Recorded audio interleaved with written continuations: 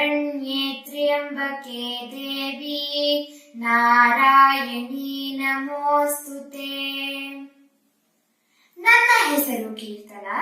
ಎಲ್ಲಾ ಆತ್ಮಜ್ಯೋತಿಗಳಿಗೂ ನನ್ನ ಸಾಷ್ಟಾಂಗ ಪ್ರಣಾಮಗಳು.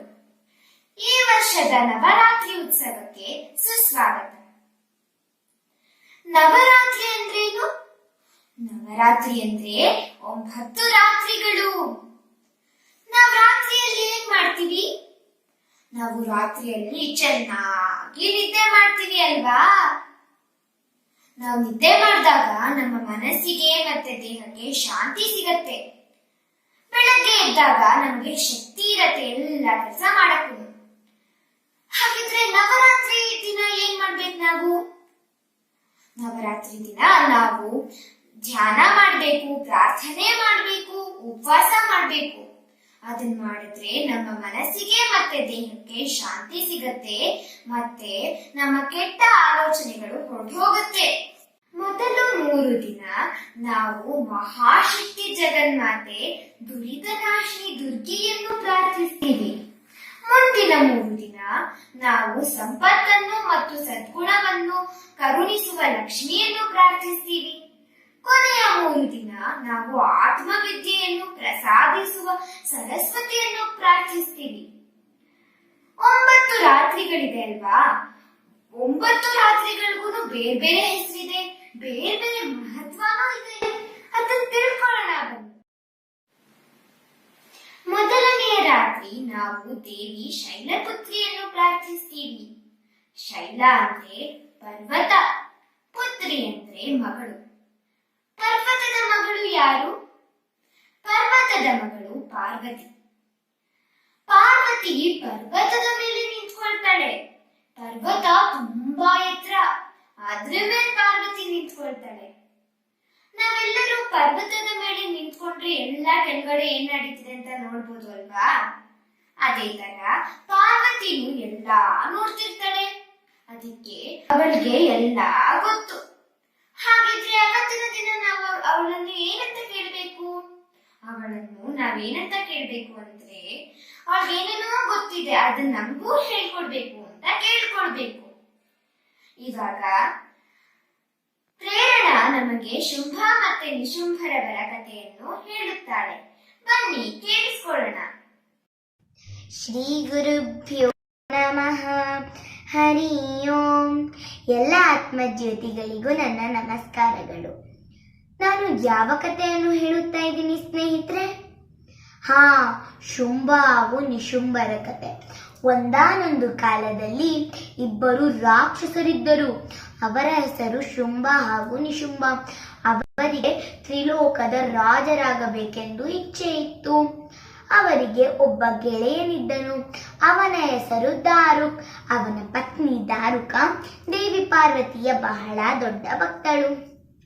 ಶುಂಭ ಹಾಗೂ ನಿಶುಂಭ ದಾರುಕನನ್ನು ನಿಶುಂಭ ಹೇಳುತ್ತಾನೆ, ನನಗೆ ತ್ರಿಲೋಕದ ರಾಜನಾಗಬೇಕೆಂದು ಇಚ್ಛೆ ಇದೆ, ಆದರೆ ಅದು ಸಂಭವವಿಲ್ಲ. ಏಕೆಂದರೆ ಮಹಾಕಾಳಿ ಜೀವಂತವಾಗಿರುವಳು.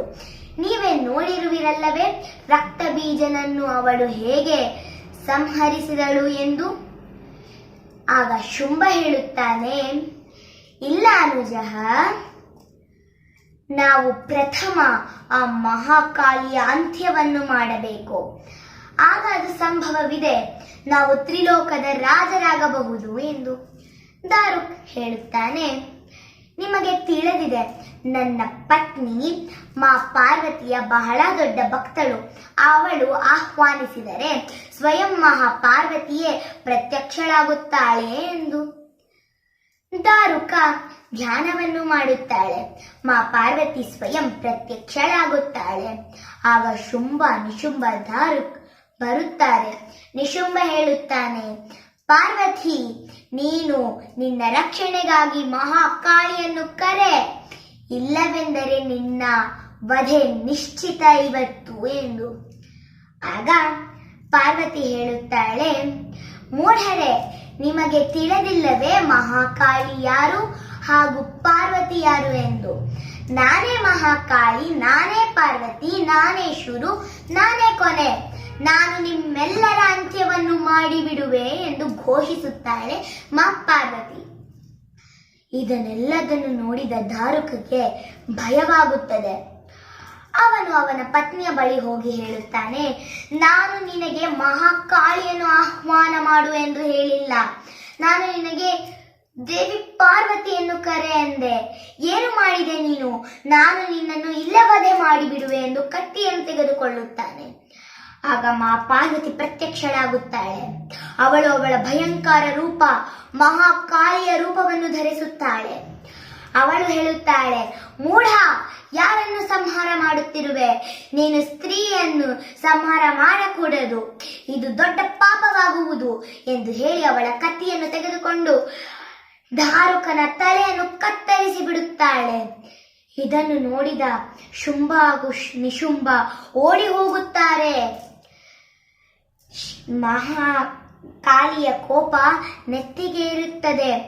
ಅವಳಿಗೆ ಶುಂಭ ಹಾಗೂ ನಿಶುಂಭ ಎಲ್ಲಿ ಎಂದು ಯೋಚನೆ ಮಾಡುತ್ತಾಳೆ. ಶಿವ ಈಗ ಒಂದು ಪುಟ್ಟ ಬಾಲಕನ ರೂಪದಲ್ಲಿ ಮಹಾಕಾಳಿಯ ಮುಂದೆ ಪ್ರತ್ಯಕ್ಷನಾಗುತ್ತಾನೆ. ಮಹಾಕಾಳಿ ಆ ಪುಟ್ಟ ಬಾಲಕನನ್ನು ನೋಡಿ ಶಾಂತಳಾಗುತ್ತಾಳೆ. ಅವಳು ಅವಳ ಗೌರಿಯ ರೂಪದಲ್ಲಿ ಮರಳಿ ಬರುತ್ತಾಳೆ. ಅವಳು ಕೈಲಾಸ ಮರಳಿ ಹೋಗುತ್ತಾಳೆ. ಆದರೆ ಶುಂಭ ಹಾಗೂ ನಿಶುಂಭ ಅವರ ಮನೆಗೆ ಮರಳಿ ತೆರಳಿ ಅಲ್ಲಿ ದೊಡ್ಡ ಯಜ್ಞವನ್ನು ಮಾಡುತ್ತಾರೆ. ಒಂದು ದೊಡ್ಡ ಅಸುರನ ಶಕ್ತಿಯನ್ನು ಪಡೆದುಕೊಂಡು ಅವರು ಕೈಲಾಸದ ಮೇಲೆ ಆಕ್ರಮಣ ಮಾಡುತ್ತಾರೆ. ಮಹಾಕಾಳಿಯ ಕ್ರೋಧ ನೆತ್ತಿಗೇರುತ್ತದೆ. ಅವಳು ಮತ್ತೊಮ್ಮೆ ಮಹಾಕಾಳಿಯ ರೂಪವನ್ನು ಧರಿಸುತ್ತಾಳೆ. ಅವಳು ಒಂದೇ ಕ್ಷಣ ಕತ್ತಿಯನ್ನು ತೆಗೆದುಕೊಂಡು ಶುಂಭ ಹಾಗೂ ನಿಶುಂಭರ ವಧೆಯನ್ನು ಮಾಡುತ್ತಾಳೆ. ಈ ರೀತಿ ಮಹಾಕಾಳಿ ಶುಂಭ ಹಾಗೂ ನಿಶುಂಭರ ವಧೆಯನ್ನು ಮಾಡುತ್ತಾಳೆ. ಧನ್ಯವಾದಗಳು. Thank you, Prerna. Wow, what a great story by Prerna. Hari Om to all the Atma Jyotis from me, Aditya. The second day of Navaratri is dedicated to the form of Devi Brahmacharini. She is the second Navadurga. Brahmacharini means celibate woman. Goddess Parvati got this name as she observed severe penance in order to please Lord Shiva. Worshipping Brahmacharini not only gives us focus but also gives us success in our endeavors. Now, let us listen to the story of madhu-kaitabha by our friend Namit. Hari Om. Today I am going to tell the story of madhu-kaitabha. Firstly, happy Navaratri to all the Atma Jyotis. So, this story of madhu-kaitabha is the story of Madhu and Kaitabha and how Lord Vishnu took care of them with the help of Durga Devi. Long ago, when there was no people, no animals, not plants, and not even soil, and the whole universe was filled with a great ocean. Lord Shri Vishnu was in a deep sleep of Yoga Nidra on his bed of Adishesha. Floating in the middle of the ocean from his navel, a lotus has sprouted, out on which Brahma, the creator, was sitting and contemplating to create the cosmos. When Lord Vishnu was in Yoga Nidra, two cruel demons or asuras called Madhu and Kaitabha were formed from his earwax. They fed on the ocean water and grew strong. They wanted to know whereabouts, so they started performing great tapas for thousands of years and chanted bi-lingual mantra of Devi, and Devi got pleased by the tapas and asked them what boon they wanted. Devi asked what boon they wanted. Then they asked that they should not die till they desire to die. Then when Brahma was creating the cosmos, the demons Madhu and Kaitaba stole the Vedas from Brahma and deposited them inside the waters of the ocean. Brahma requested Lord Vishnu to save him from demons. Lord Narayana fought with them for thousands of years, but the fight was inconclusive due to the boon given by Devi. Narayana folded his hands and called upon Devi for help. With the help of Durga Devi, complimented them and said they fought well and he could give them a boon. But they were so arrogant that they told the Lord that they were powerful enough to grant him boons. So Lord said he wanted them both to die. They said they wanted to be killed by him, but it has to be done in a place where there is no water, as the world had not taken shape fully by Brahma yet. Brahma still hadn't created land and all. The world was covered fully with water, and Asura assumed it is highly impossible for Lord Vishnu to kill them. But Lord Vishnu took the huge form of Hayagriva, the beautiful horse, and kept Madhu and Kaitaba on his stride and killed them. So, from the fat of Madhu and Kaitaba, the earth, the Medini, was formed. The soil, everything was formed. Vishnu is called Madhusudana because he killed Madhu and Kaitaba. Hope you enjoyed my story. Hi. ಧನ್ಯವಾದಗಳು ನಮಿತ್. ಇವತ್ತು 3ನೇ ದಿನ. ನಾವು ಇವತ್ತು ಚಂದ್ರಘಂಟಾದೇವಿಯನ್ನು ಪ್ರಾರ್ಥಿಸುತ್ತೇವೆ. ಚಂದ್ರ ಶುಕ್ಲ ಪಕ್ಷದಲ್ಲಿ ಬೆಳೆಯುತ್ತಾನೆ, ಆದರೆ ಅಮಾವಾಸ್ಯೆಯ ದಿನ ಅವನು ಕಾಣಿಸೋದೇ ಇಲ್ಲ. ಹಾಗೆ ನಮ್ಮ ಮನಸ್ಸು ಒಂದೊಂದ್ಸತಿ ತುಂಬಾ ಸಂತೋಷದಿಂದ ಇರುತ್ತೆ, ಇನ್ನು ಕೆಲವು ಸತಿ ತುಂಬಾ ದುಃಖದಿಂದ ಇರುತ್ತೆ. ಗಂಟೆ, ನಾವು ದೇವಸ್ಥಾನದಲ್ಲಿ ಗಂಟೆ ಹೊಡೆದಿರ್ಬೋದು ಅಲ್ವಾ? ಗಂಟೆಯ ನಾದ ಯಾವಾಗ್ಲೂ ಒಂದೇ ಇರುತ್ತೆ. ನಾವು ಚಂದ್ರಘಂಟಾ ದೇವಿಗೆ ಏನಂತ ಪ್ರಾರ್ಥಿಸಬೇಕು?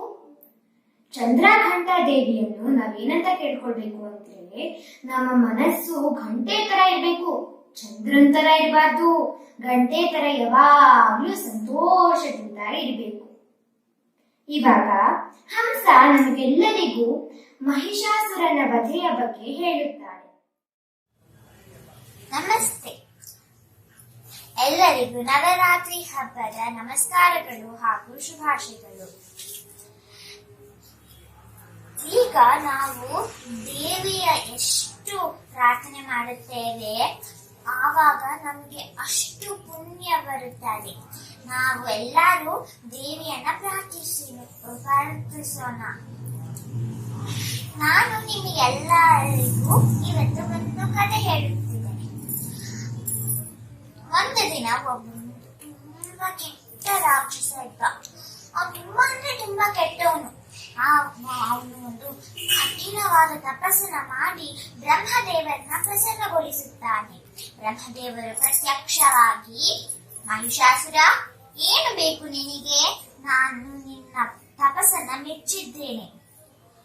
ಮಹಿಷಾಸುರ ಹೇಳುತ್ತಾನೆ, ಪ್ರಭು ನನಗೆ ಅಮರತ್ವವನ್ನ ನೀಡಿ ಅಂತ. ಬ್ರಹ್ಮದೇವರು ಹೇಳುತ್ತಾನೆ, ಎಲ್ಲ ಜೀವಿಗೂ ಮರಣ ನಿಶ್ಚಿತ, ಇಲ್ಲಾಂದ್ರೆ ಇನ್ನೊಂದು ದಿನ ಮರಣ ಆಗುತ್ತದೆ ಎಲ್ಲ ಜೀವಿಗೆ ಸಹ. ಹಾಗಾದ್ರೆ ಮಹಿಷಾಸುರ ಈಗ ಅನ್ಕೊಳ್ತಾನೆ, ಹಾಗಾದ್ರೆ ನಾನು ಇಷ್ಟು ಕಠಿಣವಾದ ತಪಸ್ಸೆಲ್ಲ ಮಾಡಿದ್ದು ವ್ಯರ್ಥ ಆಯ್ತಾ, ಏನು ಮಾಡಿ ಈಗ ಅಂತ ತುಂಬಾ ಅವನಿಗೆ ಬೇಜಾರಾಗ್ತದೆ, ಆಲೋಚನೆ ಆಗ್ತದೆ. ಮತ್ತೆ ಅವನಿಗೆ ಒಂದು ಉಪಾಯ ಬರ್ತದೆ, ನನಗೆ ಬರೀ ಒಂದು ಸ್ತ್ರೀಯಿಂದ ಮಾತ್ರ ಮರಣ ಆಗಲಿ ಅಂತ ಹೇಳುತ್ತಾರೆ. ಆವಾಗ ಬ್ರಹ್ಮದೇವರು ಹೇಳುತ್ತಾರೆ, ತಥಾಸ್ತು ಅಂತ ಹೇಳಿ ಮಾಯ ಆಗುತ್ತಾರೆ.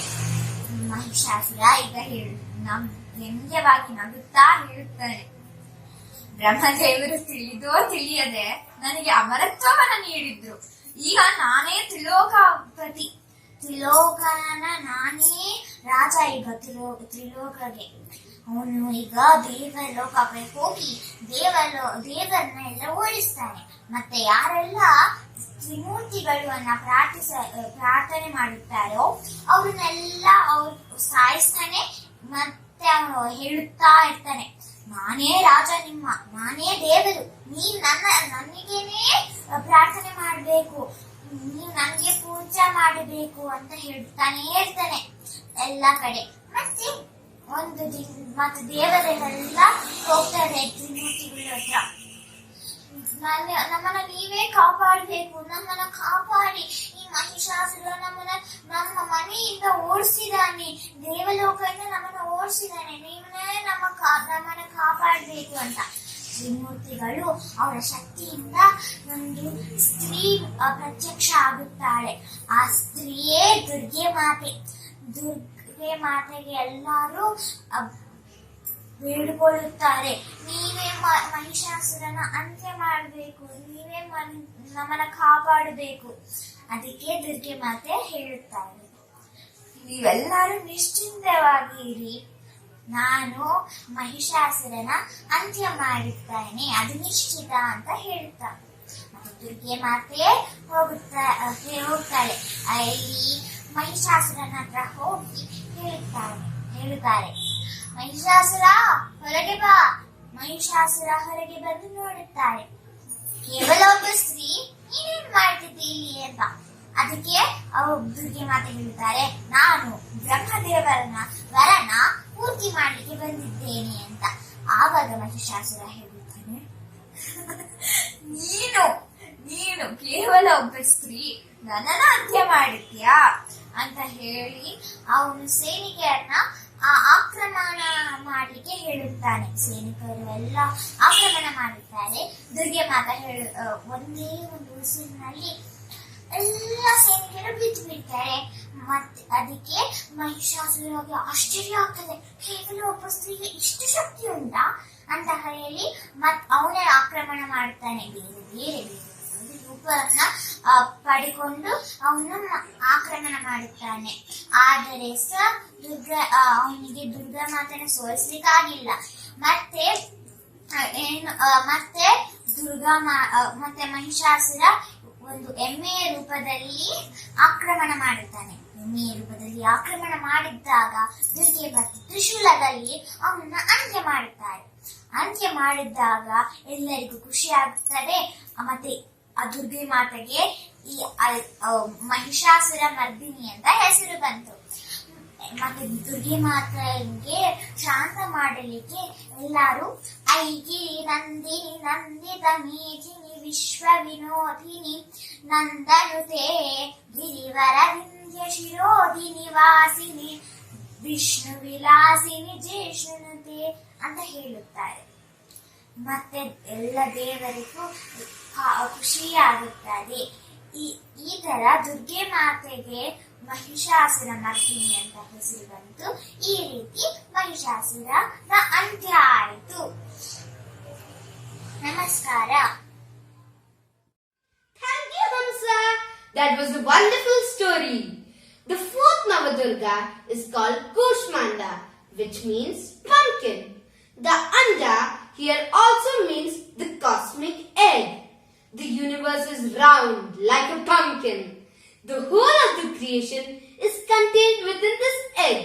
Large and small, manifest and unmanifest, everything.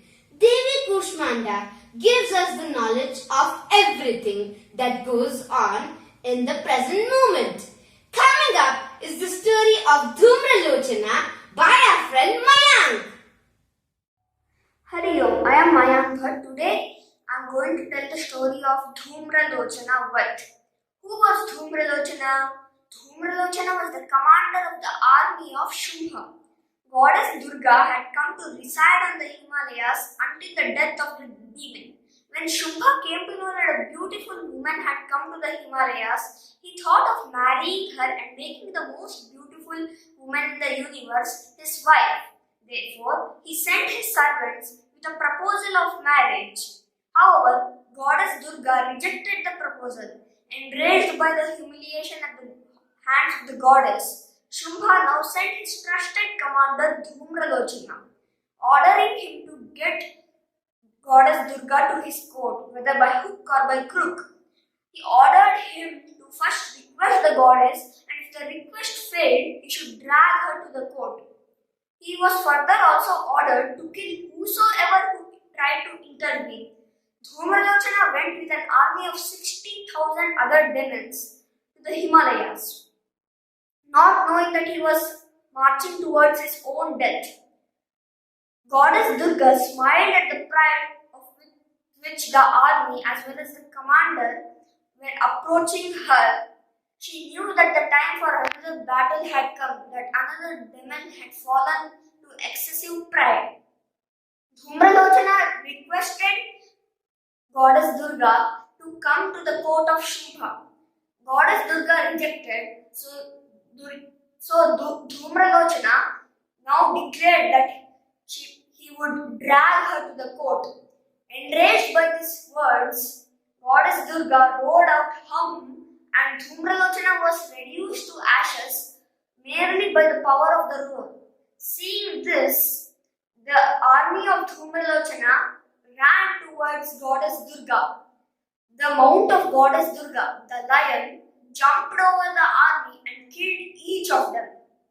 He was Dhoomralochana. Dhoomra means smoky and Lochana means vision. He was a demon sent by Shumbha. The description of how Goddess Durga annihilates Dhoomralochana is very fascinating. She just breathes out hum and he gets reduced to ashes within a blink of an eye. Hum is a potent Agni mantra. It is the fire of knowledge which clears the Dhoomra to reveal the light. We have Dhoomralochanas pervading everywhere. It covers the true history, knowledge and origin of ideas. These Dhoomralochanas need the power of hum. Hari Om. ಧನ್ಯವಾದಗಳು ಮಾಯಾ. ಇವತ್ತು 5ನೆಯ ದಿನ. ಇವತ್ತು ನಾವು ಸ್ಕಂದ ಮಾತೆಯನ್ನು ಪೂಜಿಸುತ್ತೇವೆ. ಸ್ಕಂದ ಅಂದರೆ ಷಣ್ಮುಖ. ಷಣ್ಮುಖ ಪಾರ್ವತಿಯ ಮಗ ಅಲ್ವಾ? ಷಣ್ಮುಖ ಜ್ಞಾನಶಕ್ತಿ ಮತ್ತೆ ಕ್ರಿಯಾಶಕ್ತಿಯ ಸಂಕೇತ. ನಾವು ಯಾವುದೋ ಒಂದು ಕ್ರಿಯೆ ಅಥವಾ ಕೆಲಸವನ್ನು ಮಾಡಬೇಕೆಂದರೆ ಅದನ್ನು ಜ್ಞಾನಪೂರ್ವಕವಾಗಿ ಮಾಡಿದರೆ ಅದಕ್ಕೆ ಬೆಲೆ. ಹಾಗೆಯೇ ಯಾವುದಾದರೂ ಜ್ಞಾನವನ್ನು ಕ್ರಿಯೆಯಲ್ಲಿ ಬಳಸಿಕೊಂಡರೆ ಅದಕ್ಕೆ ಬೆಲೆ. ಜ್ಞಾನ ಮತ್ತೆ ಕ್ರಿಯೆ ಒಂದಿಕ್ಕೊಂದು ಪೂರಕ. ಇದನ್ನು ನಮ್ಮ ಜೀವನದಲ್ಲಿ ಹೇಗೆ ಬಳಸಬೇಕೆಂದು ಸ್ಕಂದ ಮಾತಾ ಸೂಚಿಸುತ್ತಿದ್ದಾಳೆ. ಇವಾಗ ಪ್ರಣೀತ ಕುಮಾರ ಅಥವಾ ಸುಬ್ರಹ್ಮಣ್ಯನ ಜನ್ಮದ ಬಗ್ಗೆ ಹೇಳುತ್ತಾಳೆ. ಇಂದು ನಾನು ನಿಮ್ಮೆಲ್ಲರಿಗೂ ಸುಬ್ರಹ್ಮಣ್ಯ ಸ್ವಾಮಿಯ ಜನ್ಮಕಥೆಯನ್ನು ಹೇಳಲು ಇಲ್ಲಿ ಬಂದಿರುವೆ. ಮಾಘ ಮಾಸದಲ್ಲಿ ಸುಬ್ರಹ್ಮಣ್ಯ ಸ್ವಾಮಿಯ ಜನ್ಮ ದಿವಸದಂದು ಸುಬ್ರಹ್ಮಣ್ಯ ಷಷ್ಠಿ ಎಂದು ಆಚರಿಸುತ್ತೇವೆ. ಅಂತ ಸುಬ್ರಹ್ಮಣ್ಯ ಸ್ವಾಮಿಯ ಕಥೆಯನ್ನು ಕೇಳಲು ನೀವೆಲ್ಲರೂ ಕಾತರರಾಗಿದ್ದೀರಿ ಅಲ್ಲವೇ? ಹಾಗಾದರೆ ಕೇಳಿ. ಒಮ್ಮೆ ತಾರಕಾಸುರ ಎನ್ನುವ ಒಬ್ಬ ರಾಕ್ಷಸ ದೇವಾದಿ ದೇವತೆಗಳಿಗೆ ತುಂಬಾ ಕಾಟ ಕೊಡುತ್ತಿದ್ದ. ಒಬ್ಬ ದೇವಾತಿ ದೇವತೆಗಳಿಗೂ ತಾರಕಾಸುರನಿಂದ ತಪ್ಪಿಸಿಕೊಳ್ಳಲು ಆಗುತ್ತಿರಲಿಲ್ಲ. ಏಕೆಂದರೆ ತಾರಕಾಸುರ 100 ವರ್ಷ ತಪಸ್ಸು ಮಾಡಿ ಬ್ರಹ್ಮದೇವರಿಂದ ವರ ಪಡೆದಿದ್ದ. ಅದು ಏನು ಎಂದರೆ, ಶಿವನ ಅಂಶದಿಂದ ಹುಟ್ಟುವ ಮಗುವೆ ನನ್ನನ್ನು ಅಂತ್ಯ ಮಾಡಬೇಕು ಎಂದು ವರ ಪಡೆದಿದ್ದ. ಅದಕ್ಕಾಗಿ ದೇವಾದಿ ದೇವತೆಗಳು ಕೈಲಾಸಕ್ಕೆ ಪ್ರಯಾಣ ಮಾಡಿದರು. ಕೈಲಾಸಕ್ಕೆ ಬಂದ ಮೇಲೆ ಹೇಳಿದರು, ಹೋ ಮಹಾದೇವ, ನಮ್ಮನ್ನು ತಾರಕಾಸುರನಿಂದ ರಕ್ಷಿಸು. ಅದನ್ನು ಕೇಳಿ ಶಿವ ಹೇಳಿದರು, ಇನ್ನ ಸ್ವಲ್ಪ ಸಮಯದ ನಂತರ ನಿಮಗೆ ತಾರಕಾಸುರನಿಂದ ಮುಕ್ತಿ ದೊರೆಯುತ್ತದೆ. ಹೀಗೆ ಹೇಳಿದರು, ಈಗಾಗಲೇ ನನ್ನ ತೇಜಸ್ಸು ಹೃದಯ ಭಾಗದಿಂದ ಹೊರಗೆ ಬಂದಿದೆ. ಯಾರು ಅದನ್ನು ತಡೆಯಲು ಆಗುವುದು ನನ್ನ ಮುಂದೆ ಬನ್ನಿ. ಯಾರೂ ಆ ತೇಜಸ್ಸನ್ನು ತಡೆಯಲಾಗದೆ, ಆದರೆ ಅಗ್ನಿದೇವನಿಗೂ ಕೂಡ ಆ ತೇಜಸ್ಸನ್ನು ತಡೆಯಲಾಗದೆ ಭೂಮಿದೇವಿಗೆ ಅರ್ಪಿಸಿದರು. ಭೂಮಿದೇವಿ ಕೂಡ ಆ ತೇಜಸ್ಸನ್ನು ತಡೆಯಲಾಗದೆ ಗಂಗಾದೇವಿಗೆ ಅರ್ಪಿಸಿದರು. ಅಂತ ಗಂಗಾದೇವಿ ಕೂಡ ಆ ತೇಜಸ್ಸನ್ನು ತಡೆಯಲಾಗದೆ ಶರವಣ ಎನ್ನುವ ಒಬ್ಬ ಸರೋವರಕ್ಕೆ ಅರ್ಪಿಸಿದರು. ಆ ಶರವಣ ಸರೋವರದಲ್ಲಿ 6 ಮುಖಗಳು ಮತ್ತು 12 ಕೈಗಳಿರುವ ಒಂದು ಮಗು ಜನ್ಮವಾಯಿತು. ಅದುವೇ ನಮ್ಮ ಕುಮಾರ. ಅಲ್ಲಿರುವ 6 ಕೃತಿಕಾ ನಕ್ಷತ್ರಗಳು ಎದೆಯ ಹಾಲು ಕುಡಿಸಿ ಬೆಳೆಸಿದರು. ಹಾಗೆಯೇ ನಮ್ಮ ಸುಬ್ರಹ್ಮಣ್ಯ ಸ್ವಾಮಿಯನ್ನು ಹಲವಾರು ಹೆಸರುಗಳಿಂದ ಕರೆಯುತ್ತೇವೆ. ಅಗ್ನಿದೇವ ಶಿವನ ತೇಜಸ್ಸನ್ನು ಸ್ವಲ್ಪ ಕಾಲ ತಡೆದಿದ್ದಕ್ಕೆ ಭಕ್ತಿಗರ್ಭ ಅಗ್ನಿ ಸಂಭವ ಎನ್ನುವ ಹೆಸರು ಬಂತು. ಹಾಗೆ ಗಂಗೆ ಕೂಡ ಶಿವನ ತೇಜಸ್ಸನ್ನು ತಡೆದಿದ್ದಕ್ಕೆ ಗಾಂಗೆಯ ಎನ್ನುವ ಹೆಸರು ಬಂತು. 6 ತಲೆಗಳು ಇದ್ದಕ್ಕೆ ಷಣ್ಮುಖ ಎನ್ನುವ ಹೆಸರು ಬಂತು. 6 ಕೃತಿಕಾನಗಳು ಬಂದು ಎದೆಯ ಹಾಲು ಕುಡಿಸಿದ್ದಕ್ಕೆ ಕಾರ್ತಿಕೇಯ ಎನ್ನುವ ಹೆಸರು ಬಂತು. ಸುಬ್ರಹ್ಮಣ್ಯ ಸ್ವಾಮಿಯ ಕಥೆ ಹೇಳಲು ನನಗೆ ಅವಕಾಶ ನೀಡಿದ ಎಲ್ಲರಿಗೂ ಧನ್ಯವಾದ. Thank you, Pranita. That was an awesome story. On the 6th day of Navaratri, we worship the Devi in the form of Katyayani. Who is Katyayani? Apart from what we can experience with our senses, there is also an invisible world which we cannot see. Devi Katyayani is the ruler of this invisible world. Praying to Mother Katyayani will help us get rid of the unknown negative forces, like the effects of bad planets on our life. Now, we shall listen to Vaibhavi narrating the story of raktabeejaasura. Today, I am going to tell the story of raktabeejaasura, because of whom the mighty Kali was manifested.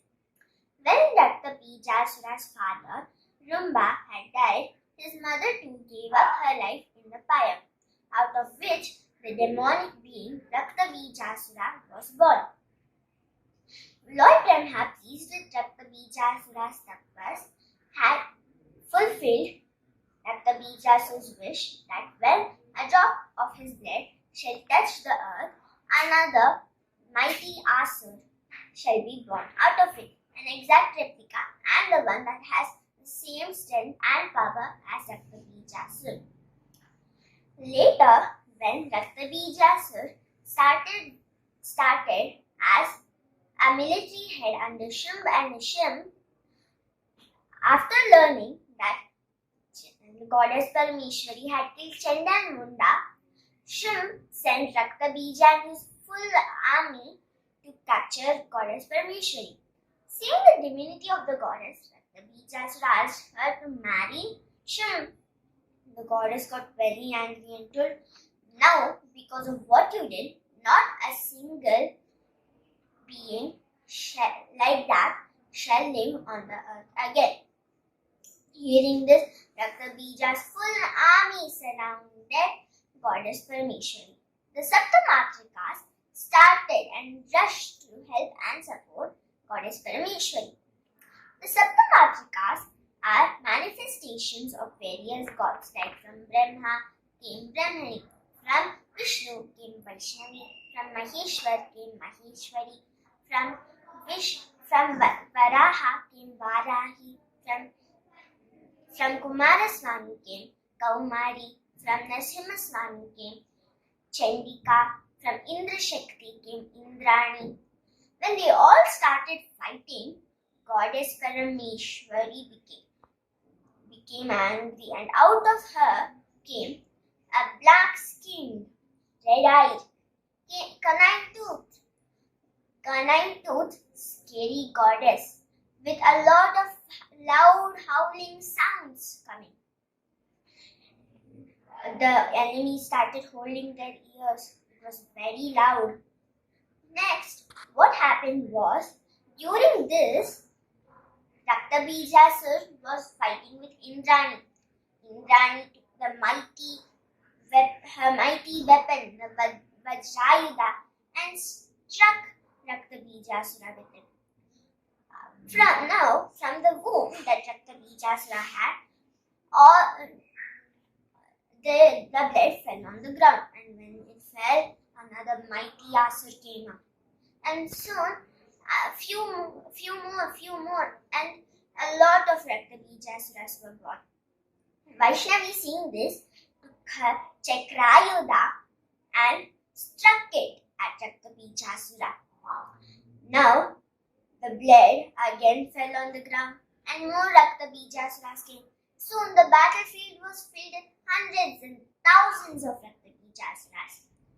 Parameshwari and the other gods, seeing this, was scared. Parameshwari told Kali, stretch your tongue across the battlefield and catch all the drops of blood that are falling. Soon we'll be able to prevent the birth of any more and swallow the asurs that are already there. So, Kali stretched her tongue across the battlefield and she swallowed the asurs and drank all the blood.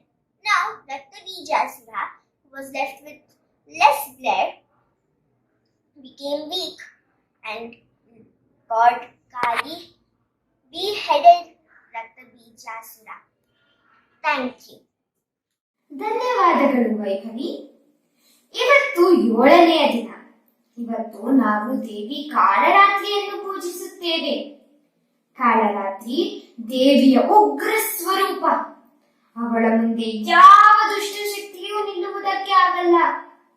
ಆದರೆ ಅವಳು ಅವರ ಮಕ್ಕಳನ್ನು ಪ್ರೀತಿಯಿಂದ ನೋಡಿಕೊಳ್ಳುತ್ತಾಳೆ. ನಮಗೆ ಕಾಳರಾತ್ರಿ ಒಲಿದರೆ ನಮಗೆ ತುಂಬಾ ಶಕ್ತಿ, ಧೈರ್ಯ, ಶೌರ್ಯ ಇರುತ್ತದೆ. ನಮ್ಮ ಮುಂದೆನೂ ಯಾವ ದುಷ್ಟಶಕ್ತಿಯೂ ನಿಲ್ಲಕ್ಕಾಗಲ್ಲ. ಇವಾಗ ಚಿರಂತನ್ ನಮಗೆಲ್ಲರಿಗೂ ಚಂಡ-ಮುಂಡರ ವಧೆಯ ಕಥೆಯನ್ನು ಹೇಳುತ್ತಾನೆ. ಬನ್ನಿ ಕೇಳಿಸ್ಕೊಳ್ಳೋಣ. ನಾನು ಚಂಡ-ಮುಂಡರ ಕಥೆಯನ್ನು ಹೇಳುತ್ತಿದ್ದೇನೆ. ಧೂಮ್ರಲೋಚನ ಕಾಳಗದಲ್ಲಿ ಭಸ್ಮವಾಗಿದ್ದನ್ನು ಶುಂಭನಿಗೆ ತಿಳಿಯಿತು. ಕೂಡಲೇ ಅವನು ನಿಶುಂಭನನ್ನು ಕರೆದು ಚರ್ಚೆ ಮಾಡಿದನು. ಸೇನಾ ನಾಯಕರಾದ ಚಂಡ-ಮುಂಡರನ್ನು ಹೋರಾಡಲು ಕಳಿಸುವುದೆಂದು ನಿರ್ಧರಿಸಿದರು. ಚಂಡ-ಮುಂಡರು ದೊಡ್ಡ ಸೈನ್ಯದೊಡನೆ ಹೋರಾಡಲು ಬಂದರು. ಅವರು ಕೌಶಿಕಿಯ ಜೊತೆ ಹೀಗೆ ಮಾತನಾಡಿದರು. ಹೇ ದೇವಿ, ನೀನು ದೇವತೆಗಳ ಪರವಾಗಿ ಹೋರಾಡುವುದರಿಂದ ಏನು ಪ್ರಯೋಜನವಿದೆ? ನಮ್ಮ ಮಹಾರಾಜ ಶುಂಭ ಅತ್ಯಂತ ಪರಾಕ್ರಮಿ ಎಂದು ನಿನಗೆ ತಿಳಿದಿದೆ. ಅದಕ್ಕಾಗಿ ನೀನು ಈ ಕಾಳಗವನ್ನು ಬಿಟ್ಟು ಅವಳನ್ನು ಪತಿಯಾಗಿ ಸ್ವೀಕರಿಸಿ ಆನಂದದಿಂದ ಬಾಳು ಎಂದು ಹೇಳಿದರು. ಈ ಮಾತನ್ನು ಕೇಳಿ ಕೌಶಿಕಿ ದೇವಿಗೆ ಬಹಳ ಸಿಟ್ಟು ಬಂತು. ಅವಳ ಮೈಯೆಲ್ಲ ಕಪ್ಪಾಗಿತ್ತು. ಅವಳು ದೊಡ್ಡ ಬಾಯನ್ನು ತೆರೆದು ನಾಲಿಗೆಯನ್ನು ಹೊರಚಾಚಿದಳು. ಅವಳ ಕಣ್ಣು ಕೆಂಪಾಗಿತ್ತು. ಈ ರೀತಿ ಅವಳ ಉಗ್ರ ರೂಪವನ್ನು ತೋರಿಸಿದಳು. ಈ ರೂಪವನ್ನು ಕಂಡ ದೇವತೆಗಳು ಇವಳನ್ನು ಕಾಳಿಕಾ ದೇವಿ ಎಂದು ಹೇಳಿದರು. ಕಾಳಿಕಾ ದೇವಿಯು ವೀರಾವೇಶದಿಂದ ಸೈನಿಕರ ಕಡೆ ಓಡಿದಳು. ಅವಳು ಸಿಕ್ಕ ಸಿಕ್ಕವರನ್ನೆಲ್ಲ ತಿಂದಳು. ಯಾರನ್ನೆಲ್ಲ ಅಂದರೆ ಸೈನಿಕರು, ಕುದುರೆ ಮೇಲೆ ಕುಳಿತಿದ್ದ ಸಾರಥಿ ಹಾಗೂ ಆನೆ ಮೇಲೆ ಕುಳಿತಿದ್ದ ಮಾವುತನ್ನು ನುಂಗಿದಳು. ಹೇಗೆ ಅಂದರೆ ನಾವು ಚಪ್ಪಲೆಯನ್ನು ಕುಟುಂಬ ಮಾಡಿ ತಿನ್ನುತ್ತೇವೆಯಲ್ಲ ಹಾಗೆ. ಚಂಡಮುಂಡದ ಸೈನ್ಯ ಬಿಟ್ಟ ಬಾಣಗಳನ್ನೆಲ್ಲ ಅವಳು ಅಗಿದು ನುಂಗಿದಳು. ಸ್ವಲ್ಪ ಸಮಯದಲ್ಲಿ ಚಂಡಮುಂಡದ ಸೈನ್ಯ ಖಾಲಿ ಆಯಿತು. ಕಾಳಿಕಾದೇವಿಯು ವೀರಾವೇಶದಿಂದ ಚಂಡನ ಕಡೆ ಸಾಗಿದಳು ಹಾಗೂ ಅವನನ್ನು ಕತ್ತಿಯಿಂದ ಸಾಯಿಸಿದಳು ಹಾಗೂ ಜೋರಾಗಿ ಆರ್ಭಟಿಸಿದಳು. ಇದನ್ನು ಕೇಳಿ ಮುಂಡನು ಓಡಿ ಬಂದನು, ಅವನನ್ನೂ ಸಂಹರಿಸಿದಳು. ಇದನ್ನು ನೋಡಿ ಕೌಶಿಕಿ ದೇವಿಯು ಇವಳಿಗೆ ಹೇಳಿದಳು, ನೀನು ಚಂಡಮುಂಡರನ್ನು ಸಂಹರಿಸಿದರಿಂದ ನೀನು ಚಾಮುಂಡಿ ಹೆಸರಿನಿಂದ ಪ್ರಸಿದ್ಧರಾಗುವೆ ಎಂದು ಹೇಳಿದಳು. ಧನ್ಯವಾದಗಳು. Thank you, Chirantan. That was an amazing story. We are now in the 8th day of Navaratri, which is ruled by the Divine Mother Mahagauri. Divine Mother Mahagauri represents all that is kind, gentle and beautiful, like a mother. She is the opposite of Kalaratri, who is ferocious. When we pray to Divine Mother Mahagauri, she will grant all our wishes in life so that we become happy and content and move towards a spiritual life. Sai Kirti will now tell us the story of how Divine Mother Parvathi was born. Hi on. Today I am going to tell the story about the birth of Parvati Devi. After Sati's death, Shiva went to the Himalayas to meditate. In a nearby kingdom, there was a great king named Himavat. He was married to a heavenly nymph named Menaka. After years, they both gave birth to a sweet little baby. You guessed it, it is none other than Parvati. It was Sati who was reborn as Parvati. Parvati has many friends. Years rolled by and Parvati has grown up to be a beautiful maiden. One day, Menaka and Himavat were discussing about Parvati's marriage. In the meantime, Narada came with a prophecy. He said, Narayana, Narayana. And when Himavat saw Narada, he called his daughter Parvati, please greet Narada. So Parvati came and greeted Narada. And Narada blessed her, my blessings will all be yours. Then Narada said that Himavat, your daughter is to be the destined wife of none other than the mighty Lord Shiva. After hearing this, Himavat was very happy and he was very astonished. And he said, is my daughter really that lucky? Is my daughter really that lucky? After saying this, Narada said yes, and he had left the palace. Then Himavat started thinking, what should I do? What if Lord Shiva refuses? What if he doesn't want to marry Parvati?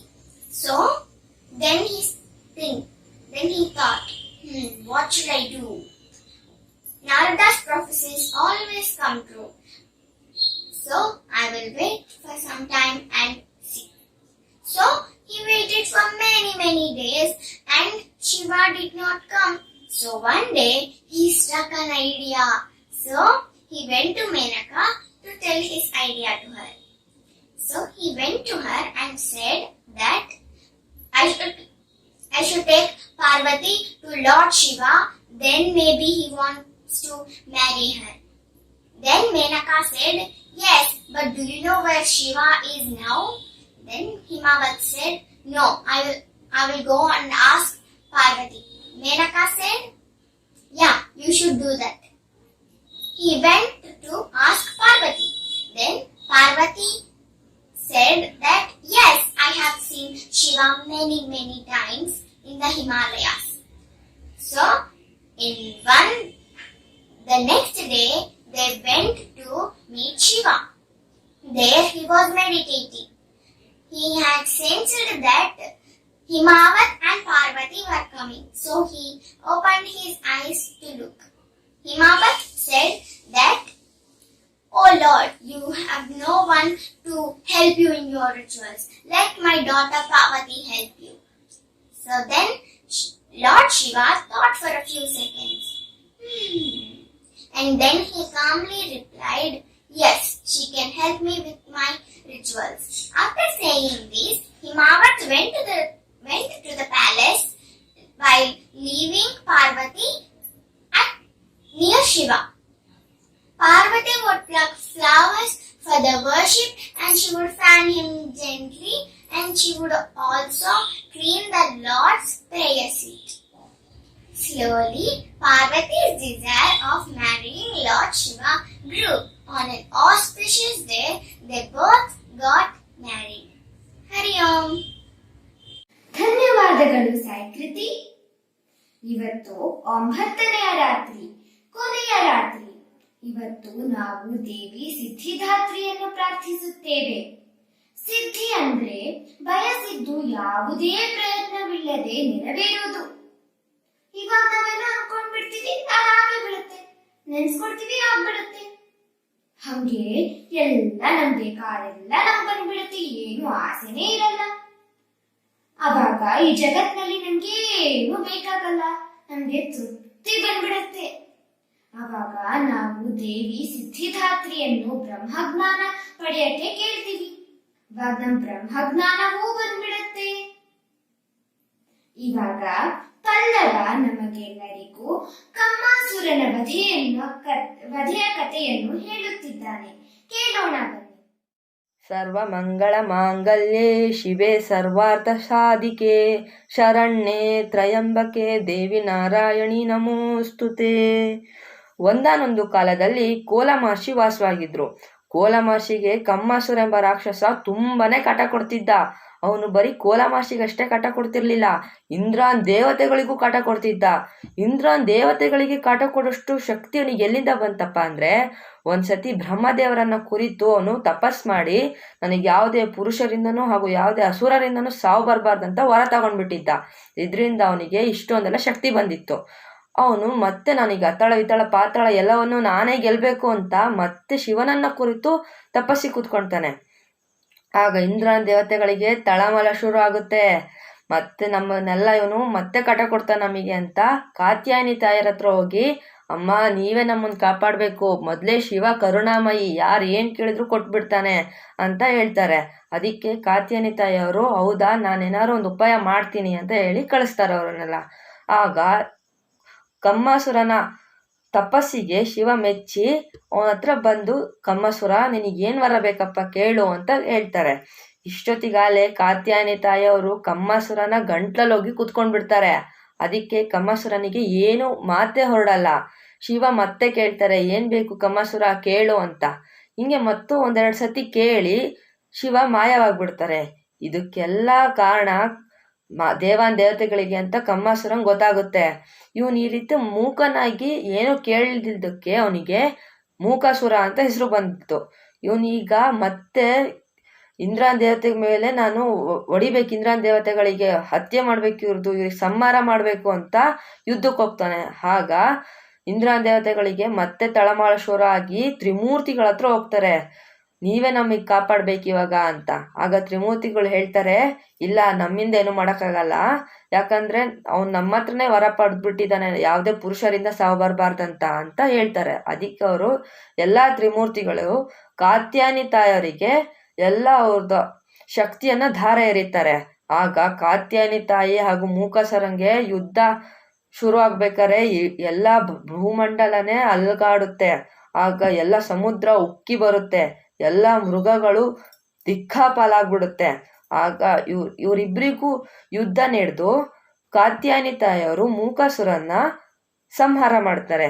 ಅವತ್ತಿಂದ ಕಾತ್ಯಾಯನಿ ತಾಯಿಯವರಿಗೆ ಮೂಕಾಂಬಿಕೆ ಅಂತ ಹೆಸರು ಬಂತು. ಈ ಮೂಕಾಂಬಿಕೆ ಹೆಸರು ಬಂತು. ಹಾಗೆ ಆದಿಶಂಕರಾಚಾರ್ಯವರು ಕೊಲ್ಲೂರಿನಲ್ಲಿ ಕೊಲ್ಲೂರು ಮೂಕಾಂಬಿಕೆ ಅಂತ ಒಂದು ದೇವಸ್ಥಾನ ಪ್ರತಿಷ್ಠಾಪನೆ ಮಾಡ್ತಾರೆ. ಈ ದೇವಿ ಮಹಾತ್ಮೆ ಅಂದ್ರೇನೆ ನಮ್ಮ ದೇಹದ ಮಹಾತ್ಮೆ. ನಮ್ಮ ದೇಹದಲ್ಲಿ ಕೆಟ್ಟದ್ದು ಇರುತ್ತೆ ಹಾಗೂ ಒಳ್ಳೆಯದ್ದು ಇರುತ್ತೆ. ಈ ಕೆಟ್ಟದ್ದೇ ಎಲ್ಲ ರಾಕ್ಷಸರು ಹಾಗೂ ಒಳ್ಳೆಯದ್ದೇ ಎಲ್ಲ ದೇವತೆಗಳು. ನಮ್ಮಲ್ಲಿರೋ ಎಲ್ಲ ಕೆಟ್ಟತನವನ್ನ ನಾವು ಸಂಹಾರ ಮಾಡಿ ಒಳ್ಳೆತನಗಳನ್ನ ನಾವು ಇಟ್ಕೋಬೇಕು. ಇಷ್ಟನ್ನೆಲ್ಲ ಹೇಳಕ್ಕೆ ನನಗೆ ಅವಕಾಶ ಮಾಡಿದ್ದ ಎಲ್ರಿಗೂ ನನ್ನ ಧನ್ಯವಾದಗಳು. Thank you, Pallava, for the wonderful story of Mookambika. On this auspicious occasion of Navaratri, we heard 9 stories of Devi vanquishing ferocious demons. All the stories signify victory of the good forces over the evil forces. Satyameva Jayate. The truth always wins over untruth. Our divine identity as Atma Jyoti, the divine light of the self, is the only abiding truth. Our assumed identity of body, mind and intellect is untruth, which will never win. Let us bow down to Goddess Durga and pray her to bless us with the eternal knowledge and help us overcome ignorance. Ya Devi Sarva Bhuteshu Chetanetyabhidhiyate Namastasyai Namastasyai Namastasyai Namo Namah. Salutations to the Divine Mother, who is reflected as consciousness in all the beings. Hari Om and Shubh Ratri.